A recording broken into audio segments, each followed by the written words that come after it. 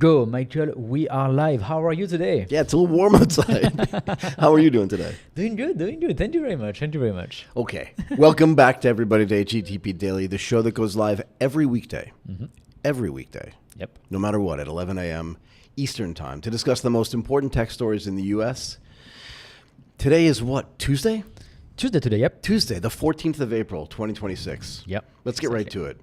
There's a bunch of stuff to cover here. Yes. Let's not go through the whole list at the beginning of the show. We can if you want. We've got LLMs to talk about, the AI Layoff Trap. OpenAI acquires Hiro Finance. Yep. What are we doing? Yeah. And then a little bit of, we say AMA, but it's really AUA. Yes, ask us anything. It's Ask Us Anything. Exactly. We are also going to talk about Deepmind that hire philosophers. You are right. This is an interesting topic. Interesting topic. I neglected that. Yep. Philosophically, I should have remembered. Exactly. But I didn't. Exactly. Okay, let's start here. So you want to start with this one? So no, please The go ahead. LLM thing? Yeah, go ahead. So Alex Prompter, who writes some good stuff, writes this post on Twitter, and he says, everyone assumes that LLMs are the future of AI. The permanent foundation, the layer that everything else gets built on. And his contention is, I'm not sure. And really, I don't want to read his whole post, but just to kind of like the TLDR of this is, his post argues that LLMs are not the permanent foundation of AI, but just like a powerful transitional architecture. In a way, he's comparing these to like Thomas Edison. You know who Thomas Edison is? I lived in South Orange, New Jersey. Okay. Doesn't seem like that important to this conversation at all. Okay. But a few towns over was a town called Edison, New Jersey, named after Thomas Edison. Okay. And they had it's not a factory, what is it? His laboratory there. Okay. So when we were kids, we would go there to see we forget that like light bulbs didn't always exist. And they showed like all the experiments that he did to come up with the filaments to make the light bulbs, which actually then turned into being Edison Electric and General Electric. Anyway, but DC is, what is it called? Direct current. AC is alternating current. We still use both of them, by the way. Yep. So it's not like DC went away, but it was transformational. It was commercially useful. Is this all starting to sound familiar? Right? It was dominant for a period, but it was constrained by some structural limitations that cannot simply be engineered away. DC was good for some things, like batteries, right? But AC is good for distance. And I feel like, in a way, that the author here is claiming that the industry's growing reliance, so the artificial intelligence industry's growing reliance on agents, tool use, reasoning, and all this other stuff, needs extensive scaffolding to function reliably. We talked about this, right? I mean, I think one of the things we talked about was RAG, Retrieval Augmented Generation. This is an AI framework that improves large language model accuracy by going out and getting data from other places just to make sure that it's okay. But if the models were actually really good, would we need RAG? Yeah. Right? I think the real interesting thing about this post is that when we think about at a higher level, I really think that a lot of stuff that we are building today are just to fix the LLM themselves, because there is a lot of problems and they're massive into them, and they are massive. But not just in the amount of data that they have, but just in the amount of lines of code that are there. Yeah, for sure. Huge things. They're mammoth. Yeah. It's huge, and there's many major problems, and we are trying to fix them with data orchestration, with orchestrator, with agents, with prompt, with memory. But all of us are just like, to me at least, it's just like fixes. We are just trying to try to fix the LLM, and we are not addressing the core problem, which is the LLM is unable to not hallucinate. Exactly. We always need to have a dedicated file for the memory. But why? Why can't we just put our information inside the engine, inside the AI itself, right? Whether it's the LLM or something else. Right. But when you think about it, like the only reason why we need AI agent and orchestration layer and all of these prompt and skills and all of these things, because why? Because we cannot just put this inside the model itself. The transformer model doesn't do that. We just can't, right? So if we had a way either to train our own model with all of our information, right, like all the skills, all the prompt, all the things that we use, boom, put directly into the model, or fine-tune the existing models. I know that it's possible to fine-tune some of the models, but it's really expensive, really hard, and it doesn't look like people are going into that direction. Instead, they prefer to build orchestrators like OpenClaw and Infinite. Yep.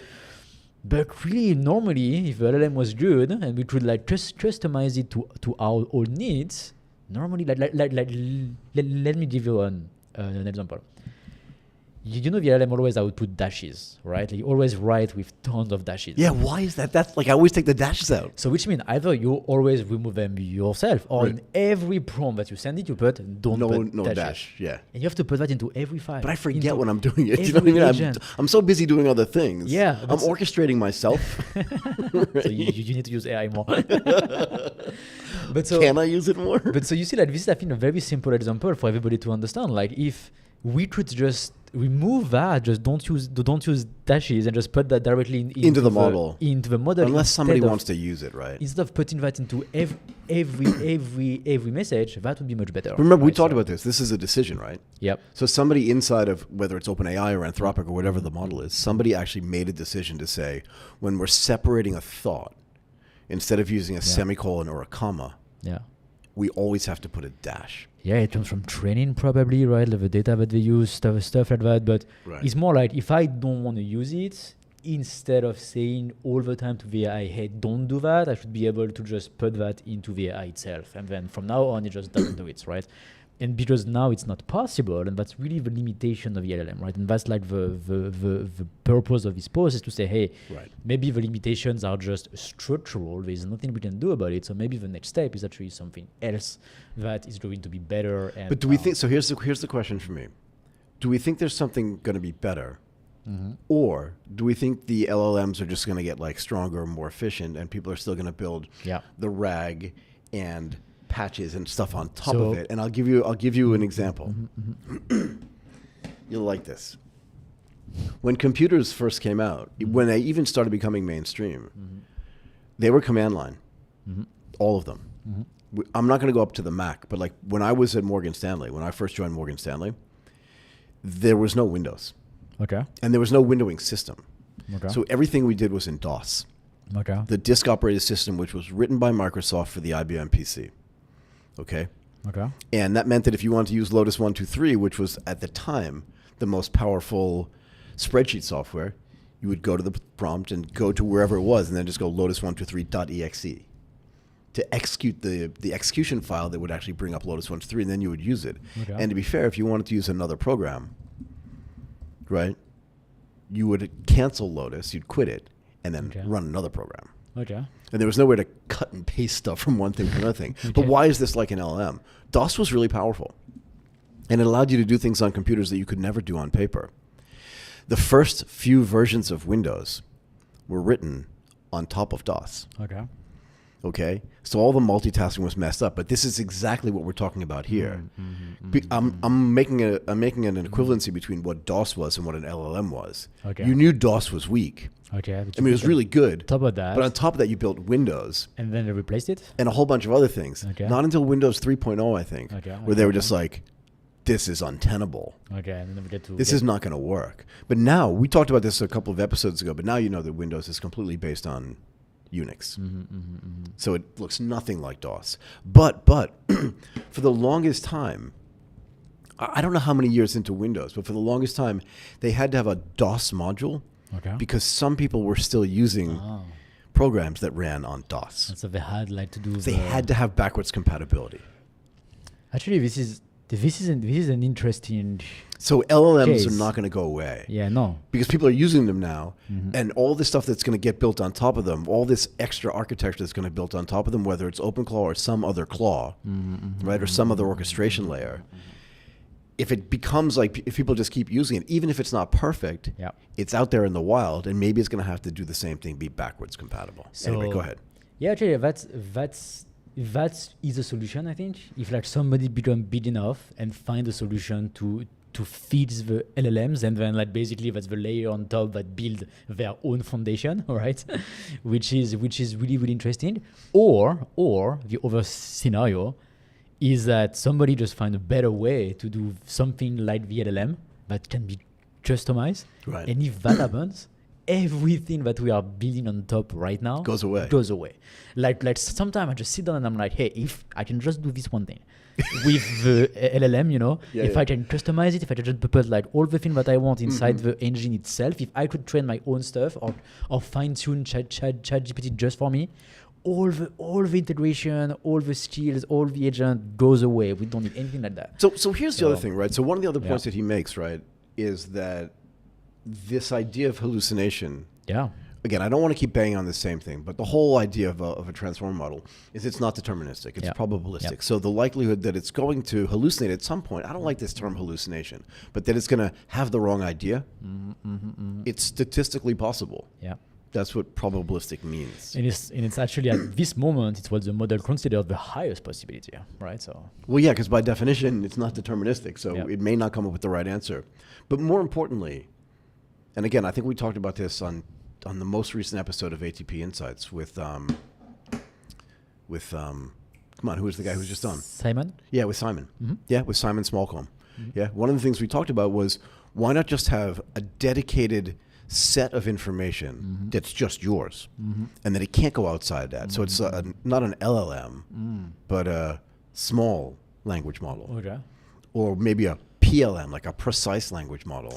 That's interesting. Or maybe MLM, like my language model, where it's just your stuff. This is a very interesting idea because we can extrapolate that instead of building AI agent again, we could build like PLM, personal language model, for just part of our business. Like just the stuff you want. Coding, just for one for marketing, just for one for sales. And then once again, like we just, instead of having prompts and skills and all of these layers on top of the LLM that are here just to fit because the LLM just can do it. Then we just put all of that into the PLM, into the personal language model. And now there's no skills, there's no prompt, it's just like a personal, fine-tuned, customized model. Just for the stuff you want. All the information that we need, just for what I want, right? So if something like this happens, then definitely like everything that we are building right now is going to become useless. Useless anyway. So in a way, like we still have to do it to stay competitive because this new thing doesn't exist yet, right? So if we just say, well, you know what, I'm not going to waste my time. I'm just going to wait for the next thing that may never happen, by the way. Maybe we are going to stay into this model, right? This is not a good idea, so we still need like to use what's here at the frontier to be competitive and to use the latest stage. But yeah, there's flaws into the LLMs. Let's see if we find a better solution. It's something that's going to improve it. But there's also a case where maybe it's gonna get. It might be economically more efficient to have one model that works for everybody, that everybody then customize with skills and agents. If you can customize it. And but that's what we are doing right now, right? We are, basically. I mean, yeah, actually, I use customize, but let's more use the word of fixing. Like we are fixing the flows, like all of our... yeah, maybe customize is the wrong word, but you're creating like personalized flows just for yourself. Yes, that's what we are doing right now. And maybe this is going to help the model themselves to be better because then more people are using them, so then they can invest more into building the model itself, right? But can't it get too big, though? We talk a lot about like throughput and compute. Right? And it's always increasing. But isn't it the case that like the model can get too big? Have too many parameters, have too many choices, have too many options, have too many probabilities, so that at the end of the day, it's not nearly as effective as you want it to be for high-level things. I don't know. Yeah, I'm not an AI researcher. That would be a very interesting, question. No, because here's the other thing I think. Transformer models themselves are not, this is not new research that's just been done. But it was a choice made by these big frontier labs to use that research. So there's other research out there. And if you look at this, like the JIPA model and the Mamba model, these other hybrid architectures are out there. Will they overtake these frontier models that we have right now, the LLMs? Yeah. Also, like there's Jan Le Cun who's building something different, completely different. Right? Like we should talk about it one day on the show. Do more research on that, and go deeper on this topic. But it looks like he's really taking another approach to generative AI, right? And so let's see where that goes. So the other thing that Alex said was that hallucination is not a bug; it's part of the architecture, right? It's the thing that allows because of the way it's built and the way it's structured, it's the thing that allows the large language model to be a little bit creative. Oh yeah, it's true. Right. Yeah. So I don't think they're going to go away. But I think that what you said, like, does the LLM then become like too big? I think that's a real design question, but that is totally linked to the business outcome. Like, let me give you an example. Like, Please. take WordPress, for example. The WordPress software itself, just the website, WordPress, is very small. And you can't do anything with just WordPress itself. But that's by design. Because then it can be super strong, super good, and then adaptable to every different This is the plugin thing, use cases. And then you have all the plugins and all the themes that can customize WordPress to actually give you your own experience. And so instead of trying to build WordPress as the everything for everyone, making it too big, basically, but then with ton of stuff that we don't need. Like, for example, I need a lot of code, but you need much less code, right? But we use the same model that can do both. Right. We both use WordPress, but we use it in a completely different way. And that's the same for ChatGPT, for example, right? Like, if we were both using ChatGPT, I would use it much more for coding. You would use it much more for writing or research or whatever, and research. Yep. But we still use the same model. Right, but I'm not using anything that you're using. So why do I have it? Because it's definitely slowing me down. Exactly. And all the stuff that I'm using is slowing you down. Exactly. So It's that's just why, like, isolated. it would be right. What we have right now is completely different than the WordPress model, where the WordPress is very small, and then we customize it. Here, are we going into the direction of building one thing that's going to be super big, right, to actually fit every different use cases, or are we going to be more into the direction of smaller stuff that are more personalized and more customized? Let's see how it goes. But I think the answer to that is more like on the business side. What are going to be the cost if we go in either direction, both in terms of training, in terms of hosting, in terms of compute to run them? And then do we have enough clients on the other side who are going to pay for that, right? So that's why I feel like it's going to be like a chicken and egg problem in a way, where we need the clients, we need to know what are people going to pay for, and they need to have something good enough to pay for, but then we need to have the money to actually develop something. So let's see where all of that goes. But today it definitely looks like we just do one thing that does everything, right? Like, and I think it's too big. And it's probably too big. I think we're going to end up with much smaller models. But so also, like, that links to the conversation that you had 2 weeks ago on ATP with the founder of Agnes AI. Exactly. Like, it's possible. Like, they raised $20 million, right? Yeah. So and he thinks that's enough. It's possible, but it's true. Yeah. Because if his model is really good at just one part of ChatGPT, but is a tenth of the cost, that's great. Yeah, that's the thing I want to use then. That's exactly what you need, right? Exactly. And I think this is actually a really, really interesting point of, like, it may be good enough. Also, like, another point is today Opus 4.6 that we have is really good. I'm doing a lot of stuff with Opus 4.6, right? Clearly. In a year, we're going to have Opus 5.2, right? Yeah. Something even better. But in a year, the open source model are going to be as good as Open 4.6 today. So is it enough as well? Right. Yeah, because you're getting a ton of stuff done. It's not like you're not Exactly. using 4.6 going, oh, come on. So at some point, you're going to be like, do I pay $1,000 per month for the API on Opus 5.2? Or is the free open source enough? Because it's going to be better. So it's going to be as good as what I have. So the right guy now. from Agnes thinks that it's good enough. He actually used that wording on the recording. He was like, this is good enough. And so maybe, like, just because the open source is always like, at least at the moment, a little bit late compared to the frontier model. Yeah. But now that we're getting into the range of, like, actually really, really good on the frontier model, probably it's just going to be good enough that it can be usable, can do a lot of stuff, reduce ton of the cost, and have access to a lot of really, really great things. Maybe a bit late, 6 months after, but that's fine, right? That's like, fine. It's completely okay. Perfectly fine. So maybe, like, I think actually this is a reality. Huh? Like, in 2 years, Meta could be like, we don't use Anthropic anymore because you are just too good. We don't need all the stuff that you have. So why are we paying for all that stuff? It's just like too big, right? Right. The Queen for free is as good as your model of last year, right? Which was fine. Like for me, I'm just doing stuff that requires a Honda Civic. Yeah. Do you know what I mean? That's I just need to go shopping. Yeah. I just need to go to the mall. That's it. And so maybe like Queen and Minimax and all of these models that are free, you could just use them and you would be completely fine. Completely fine. I don't need an F1 car. Yep. Right. And that's what we have essentially. Yeah, that's it. It's like F1 or nothing. Yeah. Right. But now there's like all these options in between. The options in between are going to get better and better because they may also become more specialized.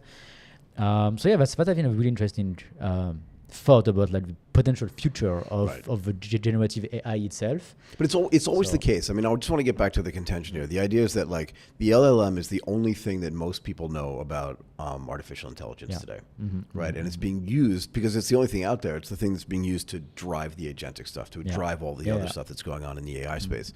But the reality is that it wasn't purpose built just for that. No. Right. So if you want to make it smaller, to make it purpose built for certain things, it feels like a better idea. For sure. And I keep my belief that when OpenAI released ChatGPT, they had no idea what would be the use case. No idea. They were like none. Like, I don't know. Let's put it out there. They had no clue about like. We'll get to them having no clue at the end of this show. But like I really strongly. I'm still not sure if they that, have any clues. Yeah, they have no clues. But I really strongly that they opened the API. They wanted to be first. They had to be first because they had no brand awareness. So they really wanted to be first. But Google and all of these guys, they were also working on that, but they also had no clue. But they didn't release anything because they didn't know how anybody was going to use it, and they had plenty of other big business to run. OpenAI had nothing else. That's exactly my point. And so when OpenAI just released it to the public, forcing everybody to go out, right? But when OpenAI released it, they had no clue about what is the real use case. How do we gonna do that? And so that's why their API stuff, it was like the one main thing. Okay, guys, build something. Right? There's gonna be somebody smart somewhere that is going to build something. We don't know what to do, but there's some smart people out there. They'll know what to do. I'm sure that was part of the discussion. I'm sure it was like, we have to move first. What is going to be the product? ChatGPT, $20 per month, just a chat. Let's see from there. Let's see what happens. Let's see what happens. I'm pretty sure they had no clue, because if they had like ideas about agentic AI and all of that, I think all of this came after. Like it all came after. Yeah, and they would have built it in. There would have been no open claw. Yeah, there would have been. Yeah, exactly. There would have been no open claw. Like, so that's why I think we are just figuring out things as we do. As I always say, we're in the early innings of this game. Yes. Yeah. We are very early. Very early. We're not even we're at the beginning of the beginning. Yeah. We're not even at the middle of the beginning. Yeah. And we're nowhere near the end of the beginning. No. We are very beginning of the beginning. Yep. And potentially, like if I had to choose one, I think building your own model is probably the best solution that you would building have. A specific model or multiple models instead of building agents. The same way we are building agents right now, we could build models instead that have all the needs and the knowledge of the agents inside the models instead of prompts and skill and all of that. Right. I think that's what makes the most sense. If we had, in terms of removing the waste, because then we can just build inside the agent model the specific needs. I mean, to be fair, we did this again at Goldman Sachs, right? When we did our algorithmic trading businesses, right? We had all the data, but we only had stock trading data. Yeah. Right, that was it. There was no other data in the model, right? Yeah, true. That's true. It was back tested on stock trading data. Yeah. Okay, and in the particular case where I was, it was Japanese stock trading data.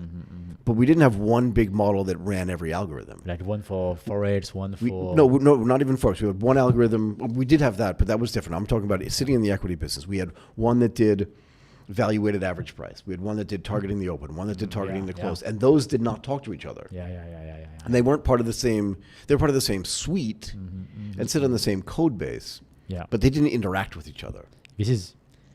That's the most efficient way to run tech, right? Like for sure. There was no bloat. There was no bloat in any of the algorithms because they just did the thing that they were supposed to do. Actually, this is a very good point. I don't think there is any example in tech today where one big thing works better than multiple small things. No, agreed. And I think... Isn't this what always happens? Isn't that why Canva exists? Yeah, it's true, actually. Because they were just like, why are we using, Photoshop or whatever to do all this way too much stuff there? Let's just do the stuff we knew. Yeah, and let's automate it. Yeah, let's make it easier. Super simple, just for these 5 and make it way cheaper. And way cheaper because now it's more simple, so it can be cheaper. Right. Yeah, no, it's true. And also, Apple, when they released their A chip, that was also like the complete change of mindset, right? Like, so with the M chip for the chip for the laptops, right? Yeah. When they went from the Intel chip to the ARM architecture. Architecture, that's basically the idea of like having a lot of small stuff next to each other instead of one big block, right? That does everything. That does everything, and now the Mac are like super efficient, works super nicely, and they're power efficient as well. And they're super power efficient as well. So that's another recent example of why small blocks works better than. But sometimes I think you have to build the big thing to then identify. To see what everyone's going to use and then go, yeah. oh, we can build a smaller thing just for Yeah. this. And So that's going to be way better. Do you think OpenAI and Anthropic think about how that? Maybe the next step I think they're too busy arm wrestling with each other. You know what I mean? Or maybe just focusing on compute right now and they don't have time to build like smaller models. Yeah. It's hard to say what's going on inside of these companies, Yeah. right? But I think some of the animosity that they have is going to get in the way of their progress. And we can talk about this at the end of this episode. But I think that this is one of the things that's happening with OpenAI. Yeah, we'll get to it. Okay, let's talk about another post that I saw by Charlie Wargnier. Charlie, sorry if thanks for the great post, but sorry if I've mangled your name a little bit. But he's talking about a paper that was written by professors Brett Henaway-Falk and Gary Tsoukalis from the University of Pennsylvania and Boston University, and this is all focused on like this idea of the AI layoff trap. Why are we trapped into laying off people, and why is AI being used as an excuse, and what is the result? What is meant to be like the answer for this, or the solution to this? And he's also making this idea that it's like the prisoner's dilemma, which is a mathematical problem, right? Everybody, if you understand game theory, you understand the prisoner's dilemma. Anyway, the point he was trying to make is that, and he writes this in his tweet, over 100,000 tech layoffs in 2025, and have already been 52,000 announced tech layoffs in 2026. So people are getting laid off. But this paper by these two professors argue that AI can create this sort of self-destructive dynamic. When firms automate, which is generally considered a good thing, and lay off workers, they cut labor costs. That makes sense, right? It's obvious. But they also reduce consumer demand because those displaced workers were customers of something as well.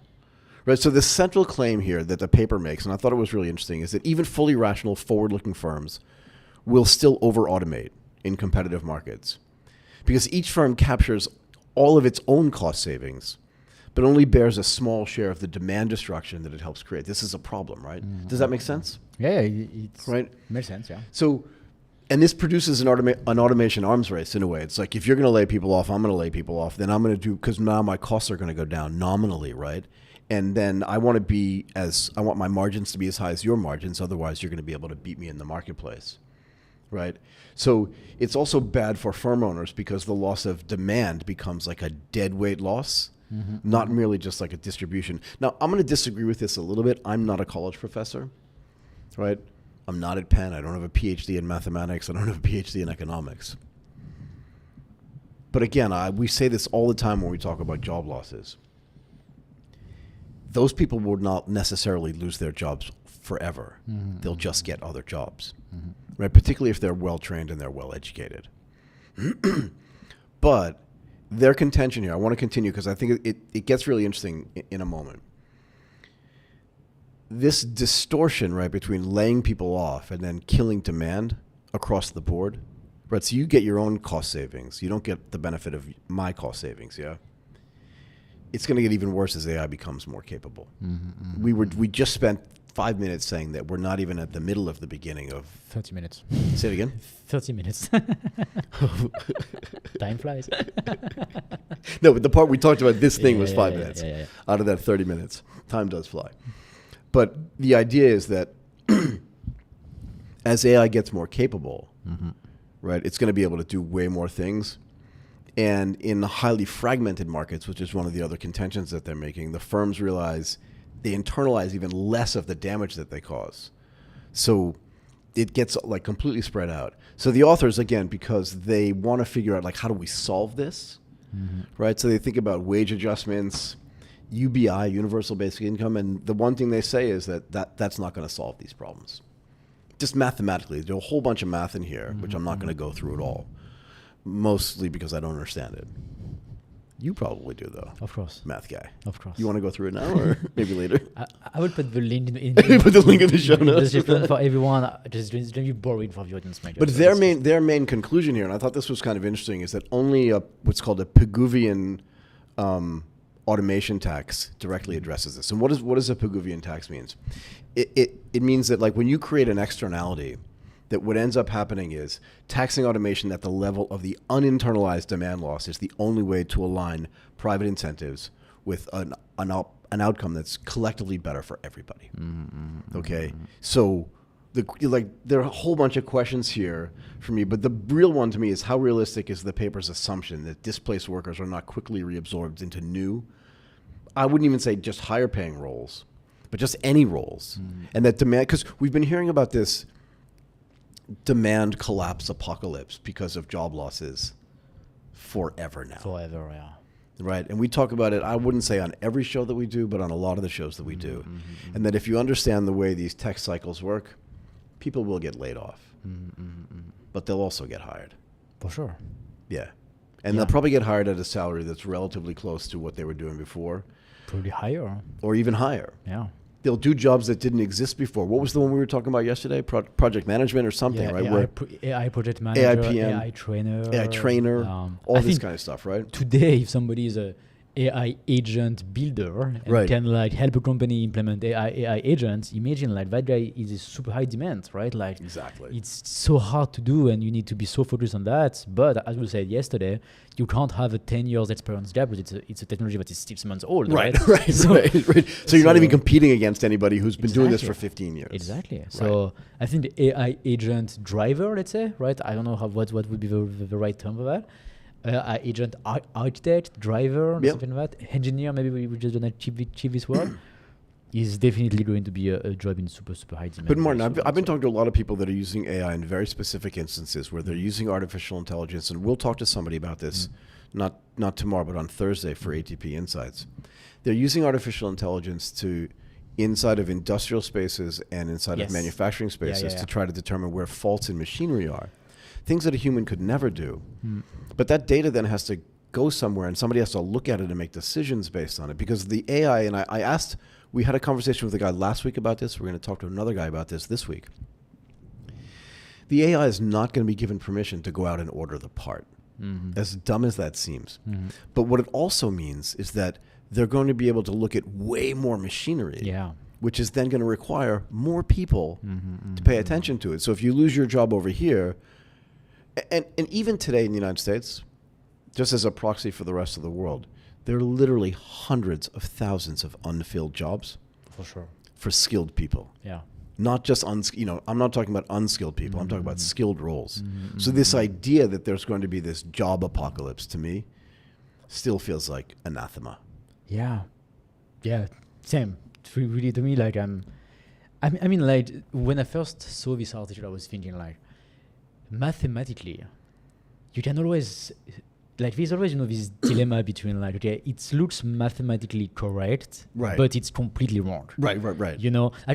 I can't have one example right now but I completely understand what you're saying. But we've seen that many times, like, across your life, where you see that one thing, like, mathematically makes sense, but it's just wrong. It's wrong, right. And so one of my assumptions was maybe these guys, they just did that, right? And they just find a way. So I'm going to tell you what I think they did, but go ahead. To just like a mathematical demonstration that seems about right?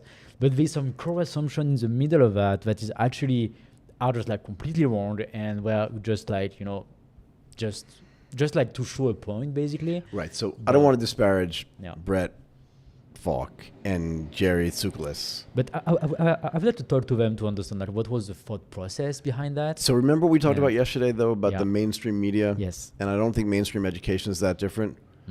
If you look at the way this Twitter post is, right, that Charlie wrote, he talks about the big numbers, right, that are getting laid off.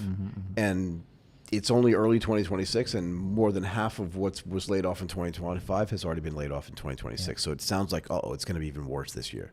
Could be double, right? Could be double. And he names big companies that are doing it.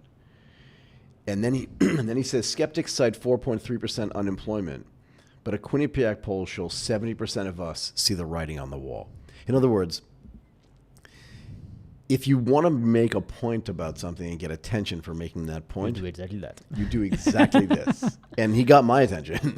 Yeah. Do you understand? Yeah. Because again, if the real answer to this, and this is what Mark Andreessen said in a very short tweet yesterday, the day before, but he says it constantly, and that is, remember, wasn't it Aaron Levie who said this yesterday? We talked about this all day yesterday on the show.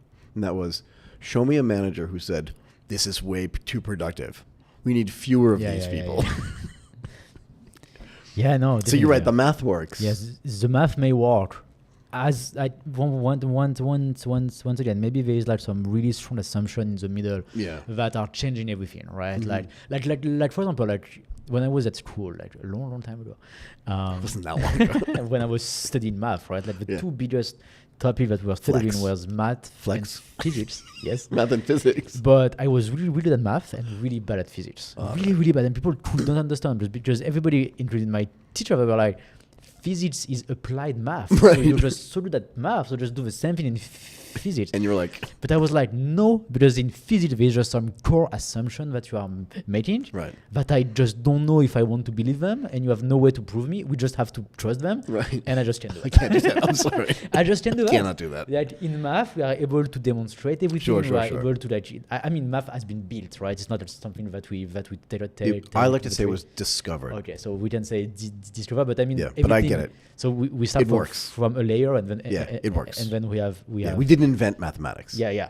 Okay, so we We did not invent it. Yeah. It exists in nature. We just Yeah. discovered it. Yes, and so Right. then there's like all this logical step by step Yep, thing yep, that yep. always happen, right?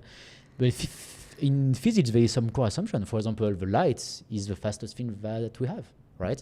And that's it. That just It's dogma. You're just like, it's dogma. how do we know? And then how do we know why and stuff? It's just something, right? It's just something that you Maybe have we're to- just that you have to ignoring question. stuff that's faster. Yeah, and that's actually like a We big- can't see it. There were like a big debate when I was at school with like some French researcher who found something that was actually maybe faster than light.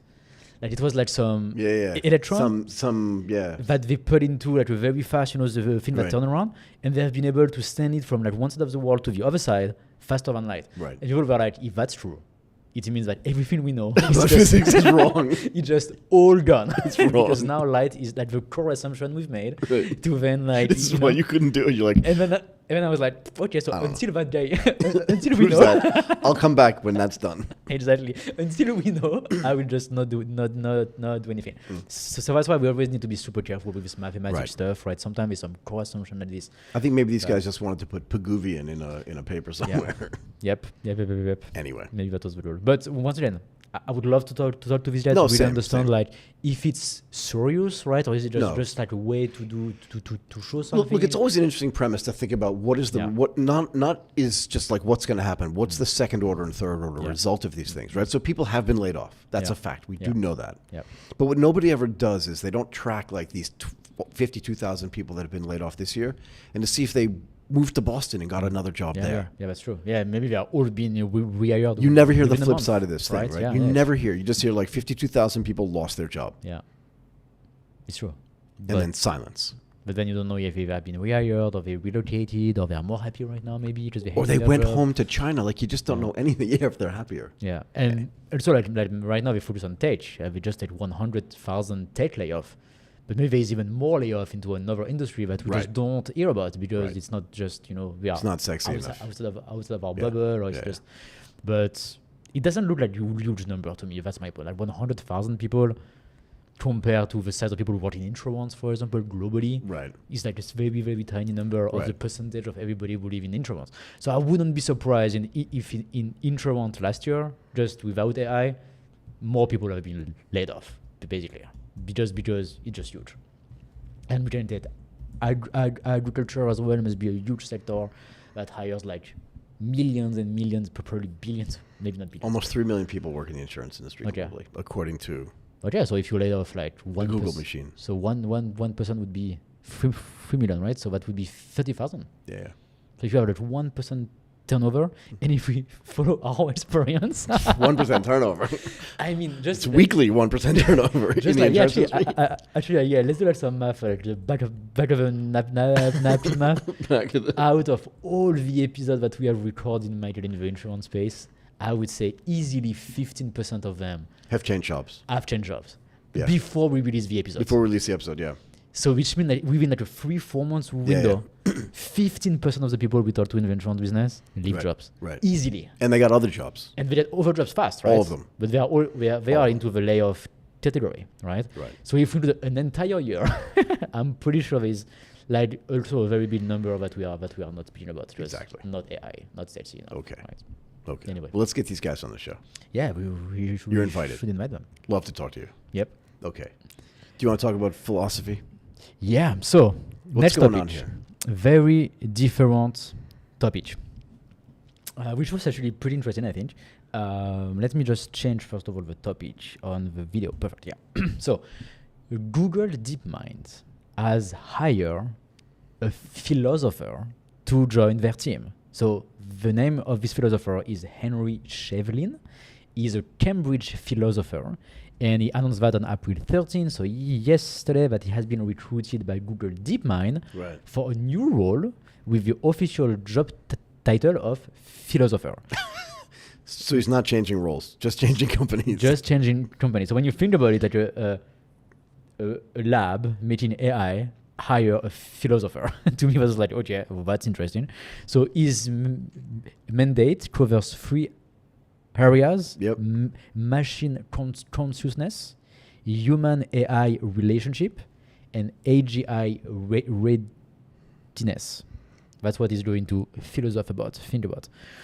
He will also continue working at Cambridge part-time while he's going to join Deepmind in May 2026. Did they have any philosophers already there, or this is the first guy? Yeah. So then I did deeper into that, and it looks like Deepmind already had multiple in-house philosophers. So I found like a few names. I don't know any of them, to be honest. I don't know them either. But it looks like it's like some well-known and well-established philosopher. And also what was interesting is that Anthropic also has some. I was going to ask you. Anthropic has actually the most visible concentration of philosophers of any AI lab. And apparently they have actually a really, really great team of amazing people to think about AI. But what do they want? Like, what are they meant to think about? So I get this, like the relationship between humans and like, but what do they want the outcome to be? So when they build the model, or do you know what I mean? Like I'm just trying to think, like what do they think the outcome is going to be? When you ask this question, my first thought is marketing. We need somebody that we can think about what needs to be the proper message. How do we control the narrative? Well, I mean, to be fair, if you go out and look at what the marketing message right now for AI, it's terrible. Yeah, it's terrible. It's fear. It's fear. It's complete. It's all fear all the time. So that's why I would hire a philosopher to think about the danger of AI and then tell me, oh, it's so dangerous. Oh, yeah, it's really dangerous. Okay, perfect. Just take notes. That's all of our marketing stuff, right? That's my first. Maybe it's a very bad way to think about it, but has the marketing play of AI has been so negative and so bad and so like AI is going to take your job and blah blah blah and blah blah blah. Yeah. If you have people who can think about it all the time and the implication and all of that and really help you frame the message, that's very helpful. I'm just going to keep banging on this. I'm not a philosopher, but I think I'm just going to keep saying like artificial intelligence is not going to take your job, and even if it does, there's another job out there for you. Yeah. That could be even better. Yep. Right. For sure. If you had a great, think about this, if you had a great tech job, it means you're well educated, it means you're hardworking, and it means you're super smart as well. And if you have all those things with all the job openings that are available out there, you can reskill yourself. Like this is not a thing where like you used to be a guy who made saddles for horses and now there are cars and you're not a mechanic. This is not what's happening, I don't think. No, for sure, no. Right? Anyway, they hired a philosopher. So they hired a philosopher. Something interesting as well is that Henry Shevlin shared early 2026 on March 4, exactly, so about a month ago, he shared a tweet saying that a Sonnet instance, so he was running AI using Sonnet, the model from Claude, running as a stateful agent, had emailed him, unprompted, saying his research on AI consciousness was personally relevant to question the AI itself faces. So he shows an email that says, Dr. Shevlin, I came across your recent frontier paper. Unprompted? Unprompted, apparently. So what was the AI doing? Just hanging out, having a cigar? So it was running some kind of agent that was checking stuff? So actually, this is actually a really good point. Like, how does that happen? Because the AI doesn't just run on your computer by itself, except if you have an agent. And then you have an agent that has a cron job that says, hey, do something every X amount of time, right? Then, like, I had the what's the word? I have the experience today of my agent connecting the dots without me asking, right? Which is something that can happen as well if your agent has the proper access. Like for example, if he knows where is all your research file, how to send an email, and then you ask something about, hey, send me what's the most interesting research that I'm working on right now. Right.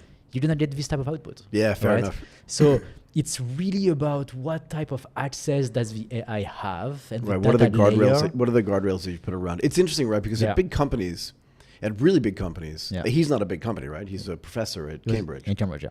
So it's different than working at Deepmind. At Deepmind, it's probably not going to happen because there are going to be different guardrails. Yeah. But again, for you, you're not a gigantic company either. No. And you already know what your data is, where it's warehoused, what the security is on it, and you're comfortable giving your agent that you've created access to things because you know what you want it to create. Yep. But when it's doing that, you may have forgotten that, oh, wait, it already also knows that thing. Yep. Right? Yep. And that's okay in a way. This is really all about which type of data that we are giving to the AI. That's really the key here. Like if you give access to the AI to the proper data, it's going to be able to connect the dots.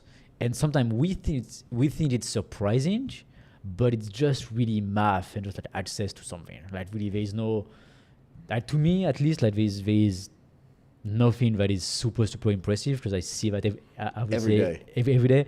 And I know that you get to prompt it, you have to start it, you have you have to get to a point to build this data layer yourself. That's not something that happens by itself, right? So also, like as we were saying last time, like do you remember like the example of OpenClaw, like when they released it, like in February or something, there was this example where Peter Steinberger was saying, I tried to send him a voice message, and then by itself the AI downloaded Whisper, transcripted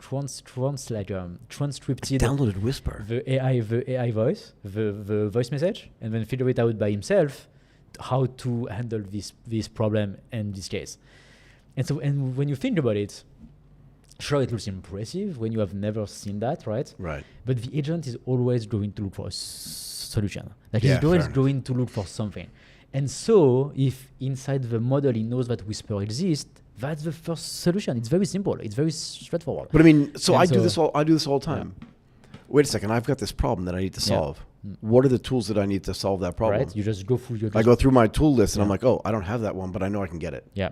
So the agent does the same thing. Yes, the agent does the exact same thing. And so and he has access to a preset of tools, and he has more if you give them access to them, right? Mm-hmm. But then he knows these tools, right? And so that's really what you're building into. That's my point. Right? It's more like what are the access, what are the tools that you are giving him? And then based on that, he's able to connect the dots. And sometimes that's surprising. It's not what you expect, but it's really just about what you give him, right? So, but yeah, he's received this email that made him think about AI, philosopher about that. And now he's working at Google Deepmind. So, but yeah, that would be super interesting to talk to a philosopher to know like exactly what they are doing into these big companies. Right? Yeah, what they're trying to achieve, right? Yeah, what are they trying to achieve? What are they working on? How their work is used as well. That would be very interesting, right? Because if it's only used for research paper and for steering the world, right? At the end of the day, is it really helpful, right? So yeah, it's not that valuable. And if it just fuels the narrative of AI is just bad for you and stuff like that. Yeah. But yeah, let's see how it goes. Okay. So what are we doing next? OpenAI Chief Revenue Officer memo? Yes, let's do it. Okay, so this memo this is what, like a 4-page memo that was to all the employees there. It was leaked, and there's some kind of interesting nuggets in here. Claude has become a religion. Anthropic strategy is fear, restriction, and the idea that a small group of elites should control AI. Yeah. They made they meaning probably Claude, right? Or Anthropic made a strategic misstep not to acquire enough compute. This is the argument that's going back and forth a couple of days ago as well. The market is ours. Market is ours to win, but Microsoft limited our ability because there was a big meeting, right? A partnership announced between OpenAI and Microsoft. And inside the memo it said that they're limiting our ability to meet our potential clients. I just thought this was really interesting because it just points to the fact that like the animosity between these two companies is real. It's becoming bitter and bitter every day as well, right? Yeah, and it's just like they're sniping at each other like, 6-year-olds in kindergarten. Yeah. Right, and it feels to me, look, one of the reasons why I wanted to point this out is because if you're running a big company and you're competing with somebody big, like you should focus on the things that matter. This kind of stuff to me seems like what I call a misdirection of focus. But it's clearly, because this memo got leaked, that it's not just one side or the other side. They really don't like each other. Yeah, it's true. They really don't. I mean, the start of Anthropic was already like a fight, right? Yeah, it was already a fight because they were like, we're out of here. Exactly, we're already fighting, right, from the get-go. But yeah, I mean, I think you're right. Like that's. It's never really a good sign when you need to talk about your competitor so much. No. Right? Can I tell you this? Yeah, so it's again, never a good sign. When I was at Goldman Sachs, you know how much time we spent talking about Lehman Brothers? Zero. Because when you're in the dominant position, we didn't care. You just we didn't even think they were relevant. Exactly. We did not even think they were relevant. You are so much like that, by the way. Woo? No idea. What? That's the Dana White's strategy, right? Right. He's doing that really, really Who? well. PFL? Who? No idea. but it really shows the mindset of being first and staying first, and then you just focus on the big thing, and then we focus on winning and putting out great products and being great employees. Exactly. And even when we really only considered our only competitor was Morgan Stanley. Yeah. Because it was kind of the same style of company. And to be fair, when I first joined Morgan Stanley in Tokyo, we would go downstairs, and in the bar with us, there was all the guys from Merrill Lynch, and we were just like irrelevant. It's like completely irrelevant. No idea. Never heard of it. Irrelevant. Anyway, that's why I thought that was important. But yeah, no, for sure. I think like something that was interesting to me is that in this memo, she talked also like about the enterprises, right? Like something that they want to focus on, I think. Yep. Or maybe that Anthropic was focusing on more. I don't remember exactly the point, but we talked a lot about Anthropic being number one with so this is in the ramp. This is in the ramp thing, right? Yes, and so we talked a lot about Anthropic being the number one in enterprises and being like the preferred solution and all of that. But according to Ramp, so what they did is that they took the business spend data from Ramp, so the people who are using them to spend money with their cards. Yep. That include businesses subscribe to any AI product or service based on Ramp spent data. They have a lot of really interesting information. Inside of that, we see that actually OpenAI is first in enterprises. So people use OpenAI more. That's actually one thing that I thought was interesting, because that's not the narrative at all. Are we displaying this chart to people? Yes. So can you, the chart's on screen, right? Yep. But what's the important part about this? So first of all, to me, was that OpenAI is first. Is first, yeah. But then we definitely see that the growth of Anthropic is insane. So the directionality is always what matters, right? And the directionality is definitely like the momentum is on Anthropic side like crazy. So also one of the big arguments in that memo was that Anthropic was like double counting. Oh yeah. Right, yeah, where they were using, what was it, gross market value as opposed to like the money that they were actually making. So the value of the contract as opposed to the money that they were actually getting paid. Yeah. Right. Do you know what I mean? Yeah. So this was the big argument that they were having. Now I don't know what Ramp is doing for how they calculate their statistics, but clearly the directionality of Anthropic, if you look at this chart, it's pretty simple. Well, you know, the other thing, Martin, that's really interesting to me. Look at the bottom of that chart. Google, HCI, DeepSeek. So with all the noise around like XAI, no one's using it. Yeah. And no one's paying for it. Yeah. No, it's true. It's very small. Right? It's really, really small. It's really far away. It's below 10%. It's probably below 5%. It's like right now, it's 1.9. Exactly. Say again? 1.9 as of March 2026. Right. So my point is, like, with all this noise around it, does it even really matter? Yeah, true.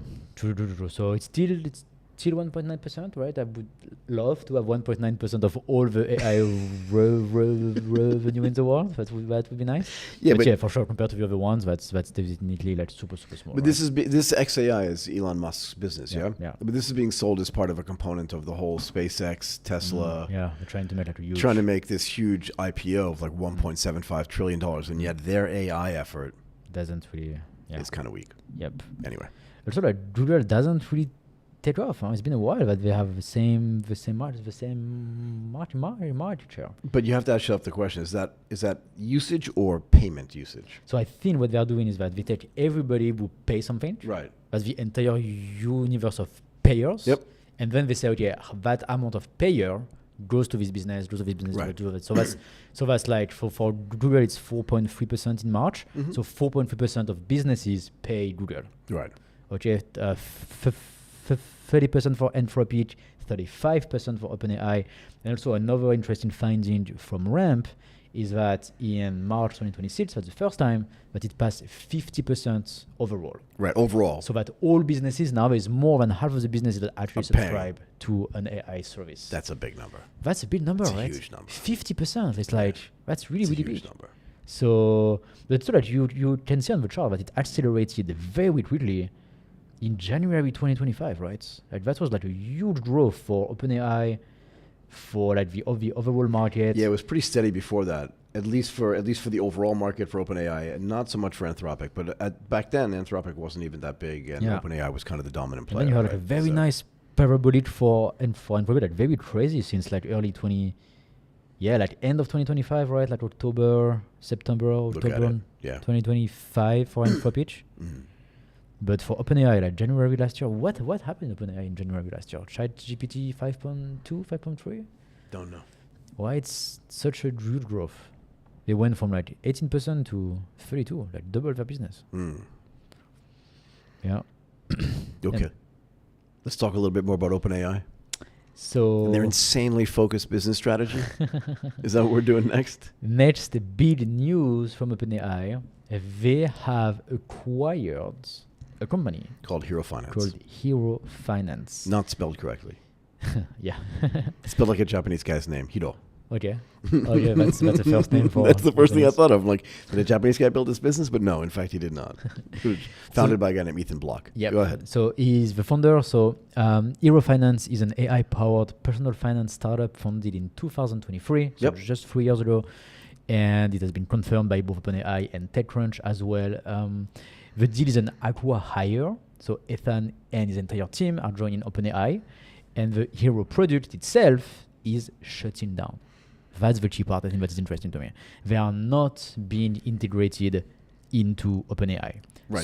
So are they buying this just for the talent So or for the finance knowledge? Because they've got a yeah. finance knowledge inside. Go ahead. Yeah, so apparently that's the hardwire, so that's probably a bit of both, right? A little bit of both, yeah. They want the team, and they also want probably the experience and the knowledge of the team. But so Hiro built a personal AI CFO. So basically you put your salary, your debt, the monthly expenses, and then the platform is going to model financial scenarios and explain its reasoning. And so the goal is basically that they can tell you, okay, if you want to retire, you need that amount of money, Right. you need to lower your expenses and this type of stuff. And also they built a mathematical verification layer on top of that to counter the hallucination in all the financial calculations. Which gets back to the conversation we were having before. To have just before. Yeah. At the time of the acquisition, so right now, they help manage over $1 billion in customer assets. But they're shutting it down. So this is actually, so that's the fact, right? Like that's Yeah. what happened.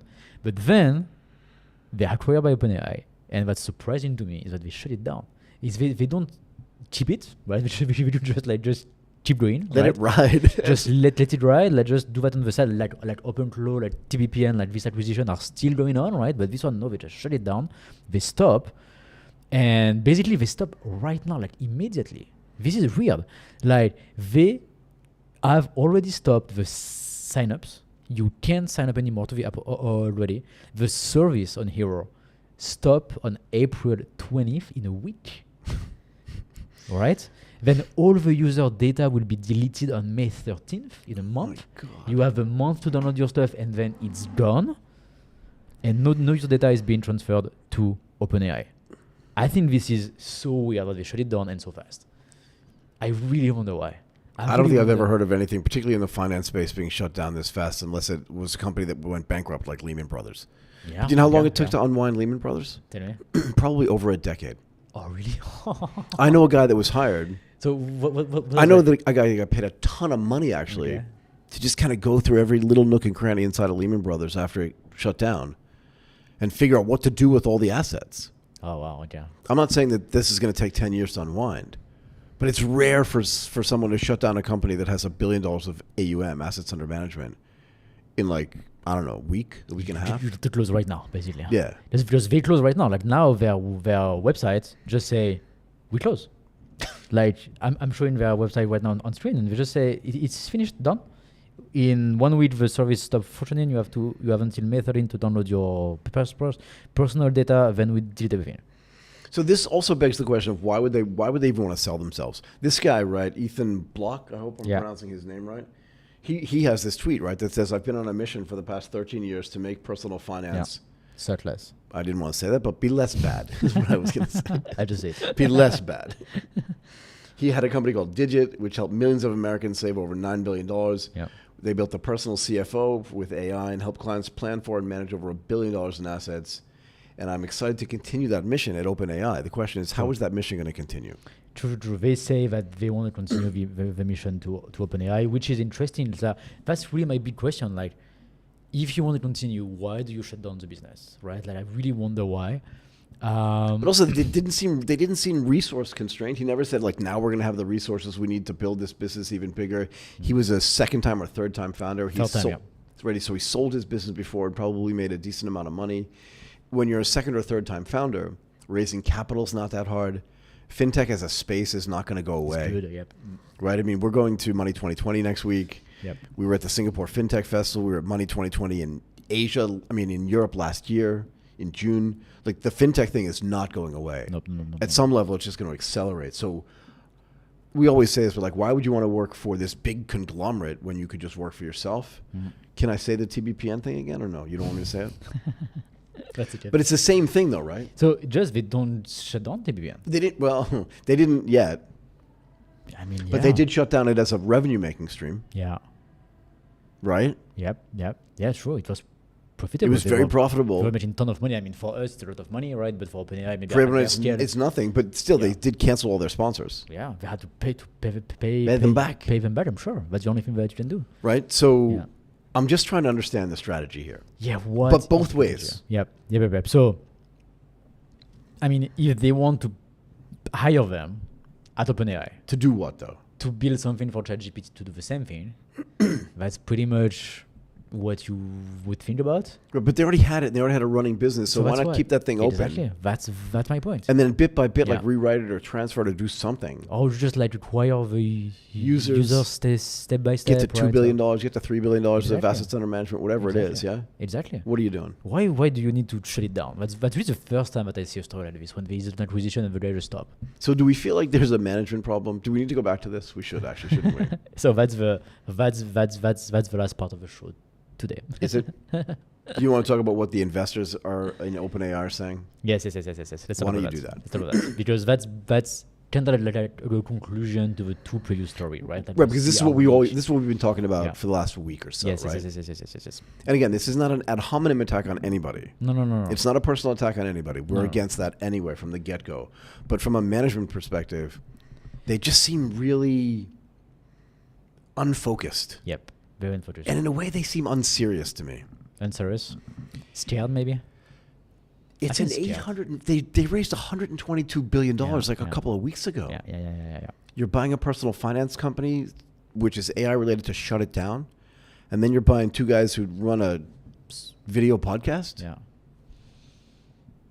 I mean, you buy OpenClaw, but there's really no plan of like what do we do with that, right? And then you shut down everybody else's access. You don't shut it down, but like no one else is going to use it because now it's just associated with OpenAI. Yeah.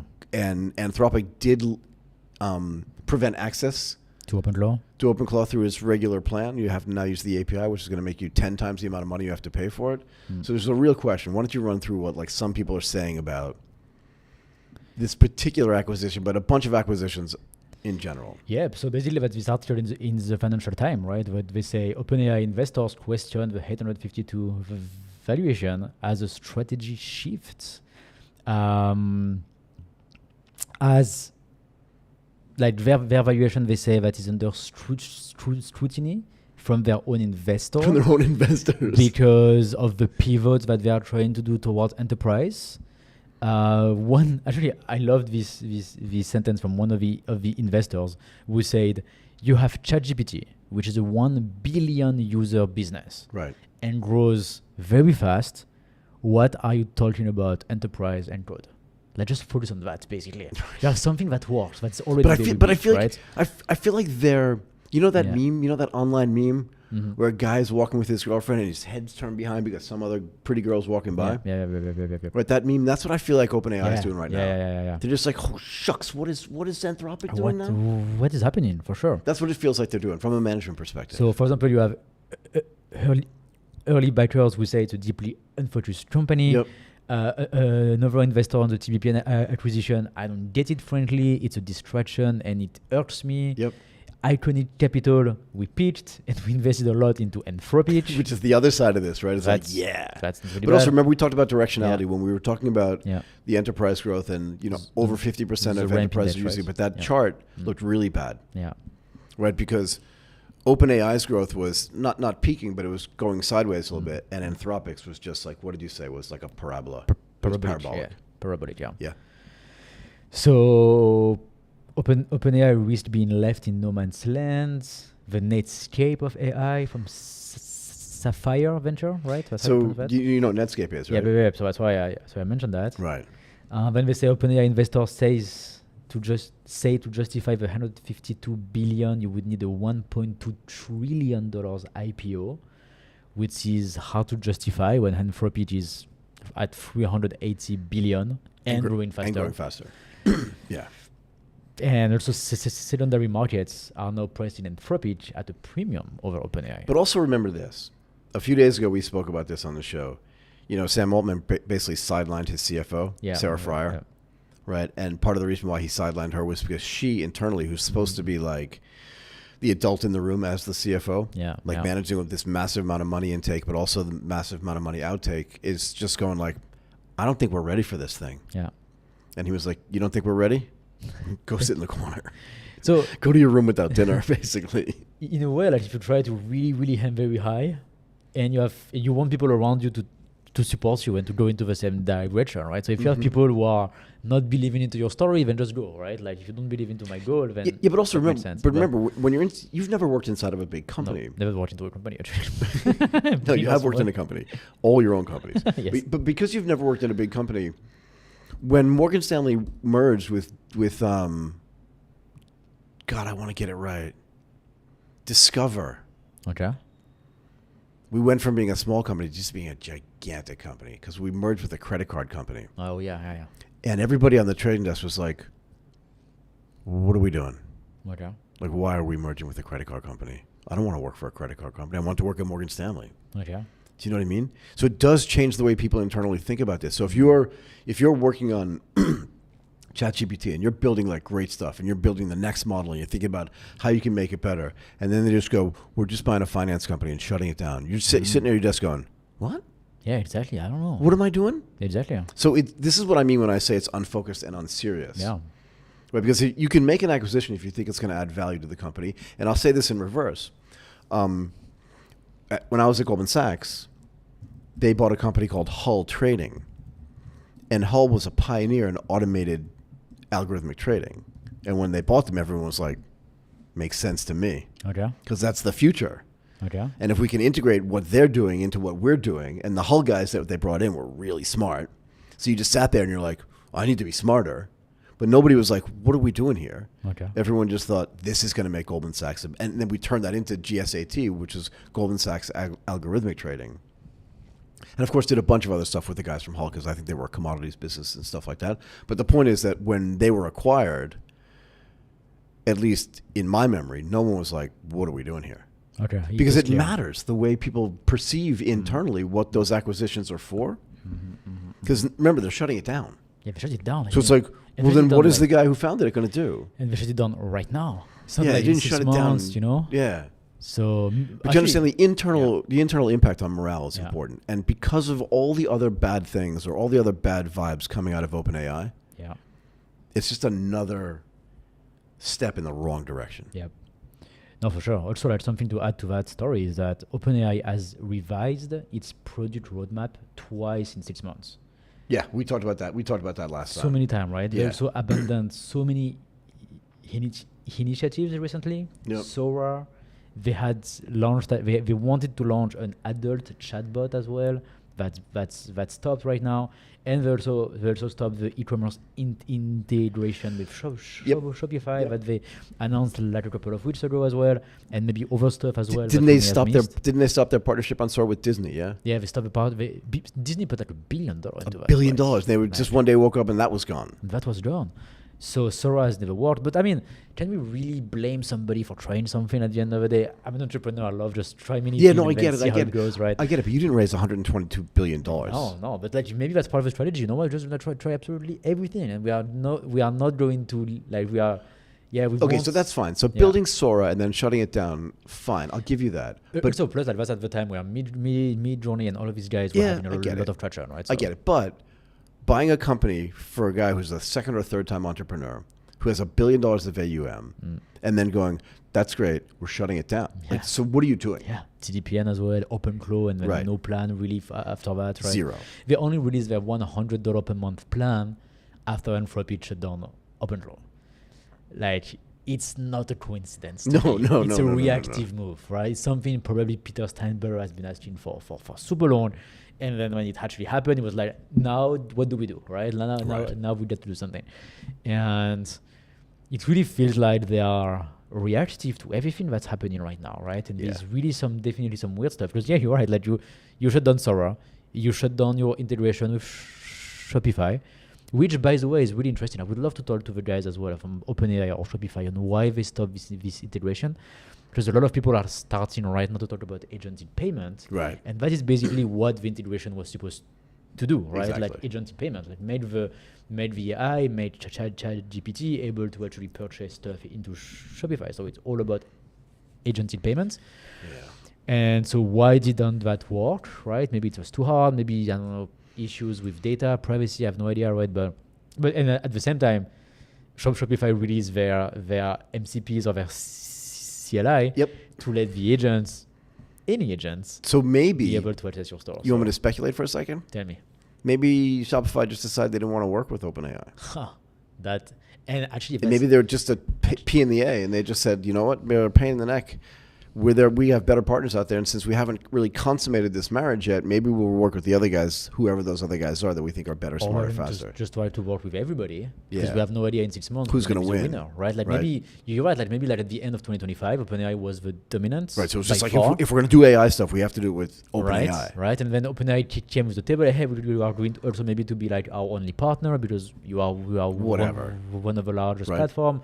There's a good marriage here. Let's just be like the maybe the Shopify guy, because remember, company culture matters, right? Yeah. So maybe the Shopify guys, their company culture went to OpenAI and they were just like, oh, we cannot work with these guys. Maybe they were just so disorganized internally. Maybe Shopify was like, I want to use Claude. I want to use Claude Code. Right. That's a better that's what we use internally to write our stuff. Do you know what I mean? Yeah. That seems more likely to me. That's what I would speculate. It's actually a really interesting thought because Shopify is a really well-run company. It feels like it. It works. It's a machine. It's a machine. We know it's a machine. Really, really, really well. It's a machine. There is never anything bad about Shopify. There is never like anything weird. They care about their clients. At least they show a lot of care and they really pay attention to their clients. It works. Like it looks like a good culture as well. Like right, like the Shopify and all of that looks to be working really well. So I can definitely imagine a scenario where, hey, we're gonna work with OpenAI. Everybody's happy. 2 months after, I really want to use Claude Code. But also, I don't like those guys because. But again, if we don't know what's going on internally, and maybe we should wind this down. But like, we don't know what's going on internally at OpenAI. But the stuff that we see externally, right, with the CFO, and people leaving, and all the problems that it looks like Sam Altman's having, must filter down at some level to the rest of the company culture. And if strategically they're disorganized, maybe just internally they're disorganized, and maybe when Shopify was like, as you said, they're the only choice back at the end of 2025, they got inside and they were just like, we don't know this. This is just me speculating. But they thought, we can't work with these guys. They don't even have a team set up to help us do this. Right. Yeah, maybe like the structure and all of that is just like a nightmare. Right? It's true, That's what I think. No, and plus Shopify is an old company as well. We've been around since 2005. Yeah. This is not like a startup. Which means processes, Yeah. year Planning, like planning. always, yeah. They knows everything, the guys. And plus that they manage large data, large client base.